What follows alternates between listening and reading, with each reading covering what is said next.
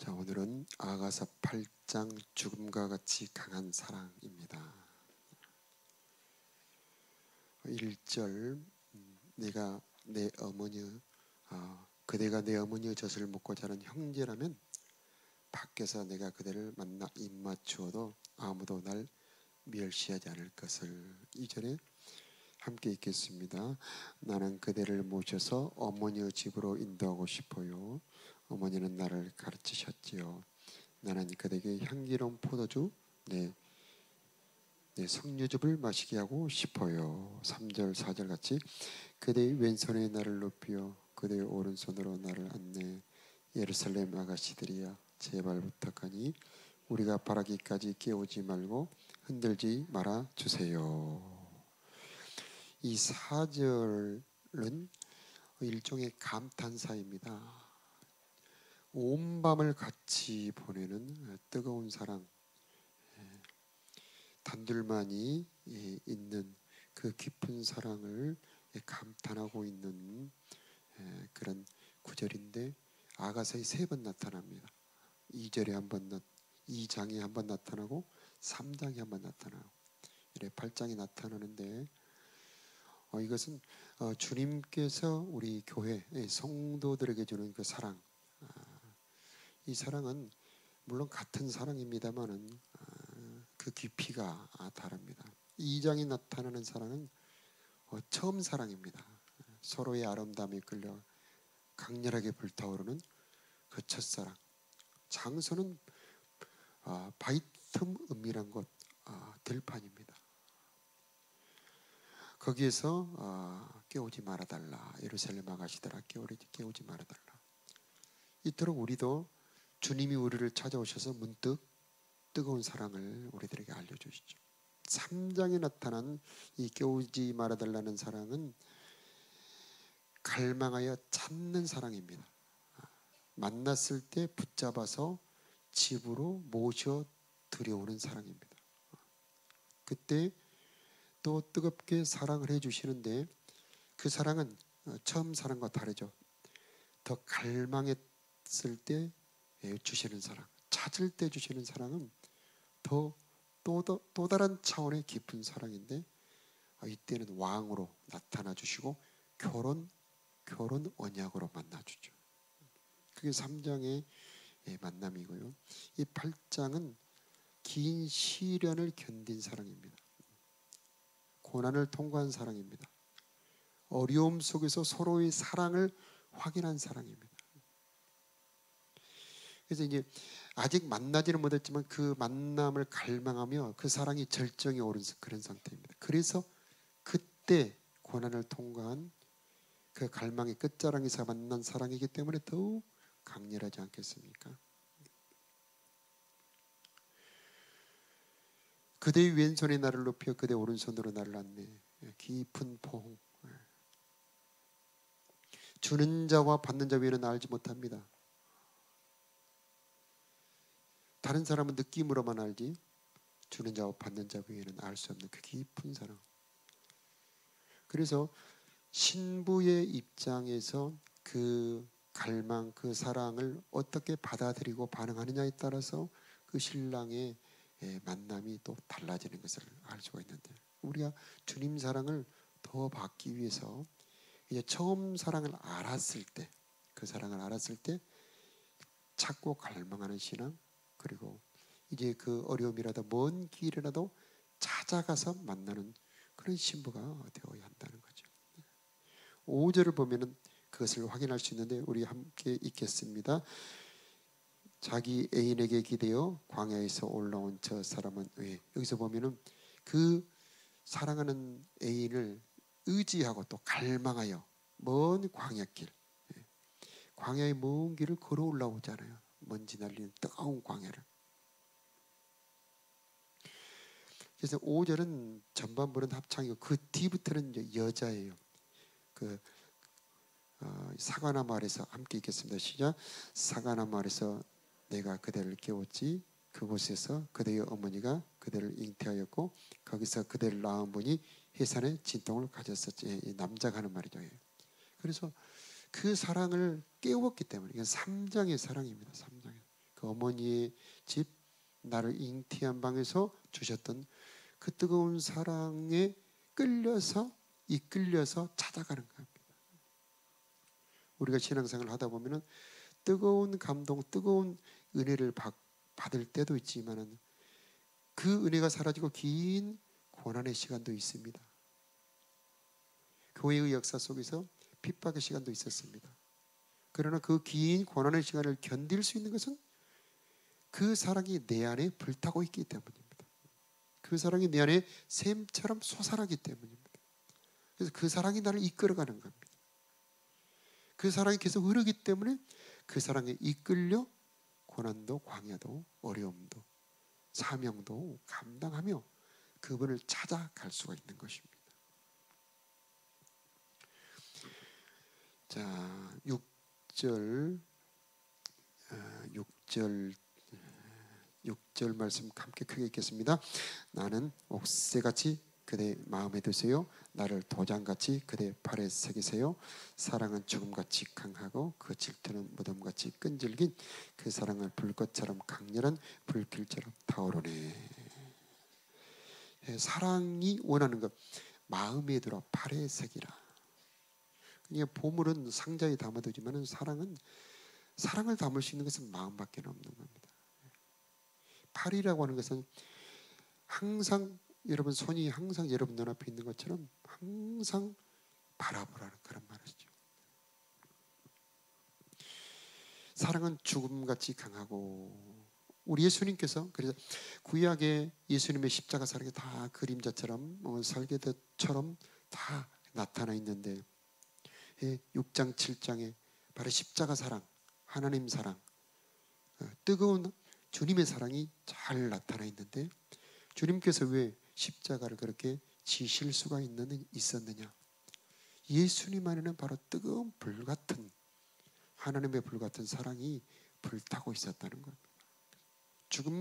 죽음처럼 죽음을 넘어선 사랑을 할 수 있는 힘, 그것은 사랑인 겁니다.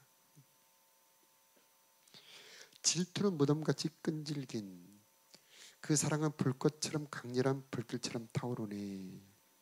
그 참 번역에는 투기는 음부같이 잔혹함이 이렇게 번역하고 있는데 이 투기는 우리를 위한 투기가 아니고 사랑을 방해하는 것에 대한 투기입니다. 우리를 괴롭히는 것에 대해서 투기하는 겁니다. 그래서 우리들에게 있는 죄, 우리들에게 있는 원수, 그것을 없애버리기 위해서 우리 예수님께서는 불꽃처럼 타오르면서 십자가를 지시는 겁니다. 우리를 향하여 그 사랑을 방해하는 그 어떤 것도 우리의 사랑을 가로막을 수가 없습니다. 로마서 8장에 나온 것처럼 생명이나 죽음이나 사망이나 현재 일이나 장래 일이나 그 천사들이나 그 어떤 피조물이라도 우리 주 그리스도 예수 안에 있는 하나님의 사랑에서 끊을 수 없을 것이다. 그 어떤 방해도 그 어떤 어려움도 넉넉히 이길 수 있게 하고 견딜 수 있게 하는 힘은 바로 질투하는 사랑, 우리를 보호하는 사랑, 그 사랑 외에 그 어떤 것도 거절하는 주님의 사랑 때문에 우리가 그 어려움을 이길 수가 있는 겁니다. 그래서 그 사랑이 주님 안에서만 불타는 것이 아니고 그 사랑이 내 안에 들어와서 내 안에도 불탄다라고 하는 겁니다. 그래서 그 주님의 사랑이 내 안에 들어왔기 때문에 주님의 사랑으로 우리는 그 모든 어려움을 견디고 이길 수가 있는 것입니다. 그래서 그대는 나에게 속하였고 나는 그대에게 속하였습니다. 나는 그대의 것이고 그대는 나의 것입니다. 이 사랑 고백은 바로 사랑의 특성 연합이죠. 우리는 혼자가 아닙니다. 우리는 주님의 몸이고 주님의 지체입니다. 우리 안에는 주님이 계시고 우리는 주님 안에 있는 것입니다. 그래서 주님의 사랑이 내 안에 들어와 있는 것이고 나의 사랑은 주님 안에 들어가 있는 것입니다. 그래서 그 어떤 피조물로도 끊을 수 없는 그 주님의 사랑이 우리 안에 흐르기 때문에 그 어떤 어려움도 광야도 먼 길도 그 여자가 걸어갈 수가 있는 것이죠. 마찬가지죠.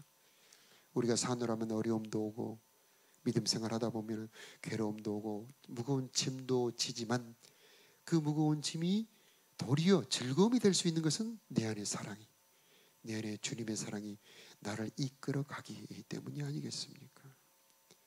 그래서 고린도후서에 보니까 그 사랑이 나를 강권하시는도다. 주님의 사랑이 나를 강권하여 사명을 감당하게 하고 이 새벽에 여기까지 와서 기도하게 하고 말씀 보게 하고 또 주님의 뜻대로 살도록 역사해 주시는 겁니다. 그래서 그 기세가 불처럼 타온다고 그러지 않습니까? 그 사랑은 불꽃처럼 강렬한 불길처럼 타오르네. 그래서 우리의 삶의 힘은 불꽃처럼 타오르는 하나님의 사랑이 내 안에서 타도록 하는 겁니다. 그때에 내 삶에 하나님의 역사가 일어나는 겁니다. 하나님은 나를 향하여 불처럼 사랑하시는 겁니다. 그래서 우리 안에 두신 성령이 시기하기까지 그리스도께서 너희를 사모하는 줄을 너희가 알지 못하느냐. 하나님께서 그토록 우리를 사모하고 사랑하고 있다는 겁니다. 그래서 그 사랑을 알고 그 사랑을 끄집어오고 그 사랑이 내 안에 흐르도록 하는 것이 바로 우리들의 신앙이고 우리들의 기도인 겁니다. 전기가 이 건물에 들어와서 이렇게 불을 밝히고 이렇게 마이크를 움직이는 것처럼 하나님의 사랑이 내 안에 흐르기 때문에 기도할 수 있는 것이고 하나님의 사랑이 흐르기 때문에 주의 뜻대로 걸어갈 수가 있게 되는 겁니다. 그래서 많은 기도가 있지만 하나님의 사랑이 내 안에서 불타게 도와주시고 하나님의 사랑이 내 안에서 샘처럼 솟아오르게 하여 주시옵소서. 이렇게 기도해야 되는 겁니다. 7절에 보면 사랑은 바닷물로 끌 수 없다. 강물로도 어림없다. 이것은 바닷물, 강물 이것은 어려움과 시련을 말하는 겁니다. 사랑의 방해를 말하는 겁니다. 하나님의 사랑은 어떤 시련, 어떤 피조물보다 더 큰 겁니다. 그 크신 하나님이 사랑한다는데 그 무엇이 우리를 가로막을 수가 있겠습니까? 그 사랑이 내 안에 흐르기만 한다면, 그 사랑이 내 안에 들어오기만 한다면, 그 사랑이 내 안에서 불타기만 한다면 우리는 넉넉히 감당할 수가 있는 것입니다. 그래서 어려움이 올 때에 어려움보다 더 큰 주님의 사랑이 내 안에 불탄다는 것을 알아야 돼요.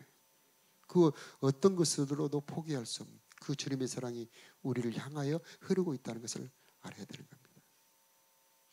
자기 재산을 전부 들여 사랑을 구한들 멸시만 잔뜩 받을 것이다. 그 어떤 부활을 가지고도 우리를 바꿀 수 없다는 겁니다. 주님은 포기하지 않는 겁니다. 자기 아들을 주고 우리를 사셨는데, 자기 피를 주고 우리를 얻었는데 어떻게 우리를 내어줄 수가 있겠습니까? 그래서 우리는 그 사랑을 알고 그 안에 거하는 것이 부유한 삶, 풍요로운 삶, 어려움을 이길 수 있는 삶의 근원이 될 수가 있는 것입니다. 자, 8절 9절에 보면은요, 어린 누이가 나오죠. 아직 젖가슴이 없는 어린 누이. 자, 신앙에 어린 아이들이 있습니다. 아직 하나님 사랑, 주님 사랑을 잘 몰라요. 구원의 사랑은 압니다. 그러나 아직 신랑처럼 다가와서 깊이 뜨거운 사랑, 생수 같은 사랑, 포도주 같은 사랑, 꿀 같은 사랑, 이 석류즙 같은 그런 사랑을 주고받고 주고받는 그런 긴 밤을 보내는 그런 사랑은 아직 잘 모르죠. 식어버리거나 잘 모르는 어린 누이들. 그런데 그 어린 신앙인들에게 어느 날 성장해서 깨어날 때가 있다는 겁니다. 그래서 누군가 충원하면 우리는 무엇을 해야 할까? 그래서 9절에 보면 성벽이라면 망대를 세울 것이다. 문이라면 백향목 들판으로 그녀를 두를 것이다. 자, 이것은 정결한 신부로 키우겠다는 그런 뜻입니다. 그래서 망대는 지키는 거죠. 판자로 두른다. 이것은 보호한다는 것입니다. 우리는 주님 사랑만 주님에게만 사랑을 줄 수 있고 주님 사랑만 받을 수 있는 존재들로 부름받은 겁니다. 그래서 우리들의 사랑은 지켜져야 됩니다. 보호받아야 되는 겁니다. 그래서 신앙이 주님을 사랑할 수 있는 신앙으로 키워가야 되고 이제 주님 외에 다른 것은 사랑하지 않도록 보호하는 것이 신앙의 방향이 되는 것이고 우리 스스로도 그래야 되고 그렇게 키우도록 성장시켜 가야 되는 것입니다. 자, 11절 이하에는 포도원 얘기가 나오죠. 포도원 얘기. 이 성경은 참 신비한 것은 사랑 얘기하는데 또 왜 갑자기 포도원이 나오냐 그렇게 생각하기 쉬운데요.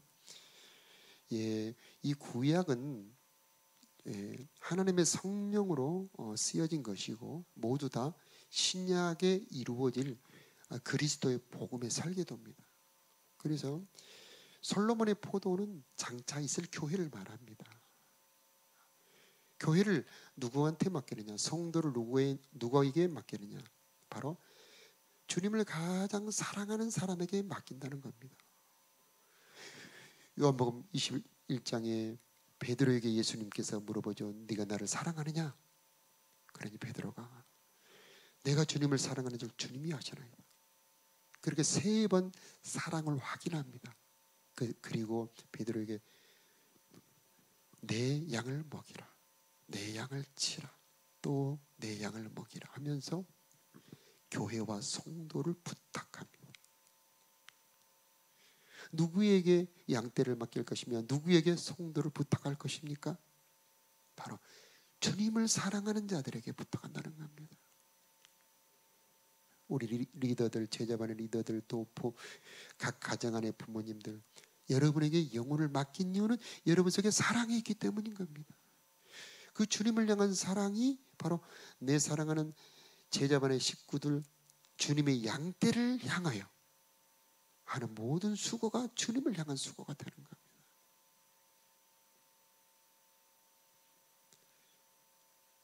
그래서 솔로몬에게는 천세길 농부들에게는 200세겔이 나오는데 그것은 그 포도원의 수고가 그 농부들에게도 큰 소득이 된다라고 하는 겁니다. 그래서 밭을 가는 소의 입에 망을 씌우지 않는 것처럼 수고하는 농부들에게 수고의 보상이 있는 것처럼 하나님의 거룩한 교회를 돌보고 주님의 어린 양떼들을 돌보는 것은 주님을 사랑하는 신부들의 사명이자 그들의 보상이요 그들의 기업이 되는 것이고 하나님의 영원한 상이 있는 보배로운 일이 된다는 것입니다. 자, 14절을 함께 읽겠습니다. 나의 사랑하는 이시야 시작. 나의 사랑하는 이시야 빨리 오세요. 향나무 우거진 산들을 달리는 노루나 젊은 수사슴처럼 달려오세요. 요한계시록의 마지막이 마라나타 아닙니까? 주 예수여 어서 오시옵소서. 바로 신랑을 간절히 기다리는 신부의 기다림의 간절한 소명이죠. 간절한 요청입니다. 역사의 결론은 주님이 오시는 것입니다.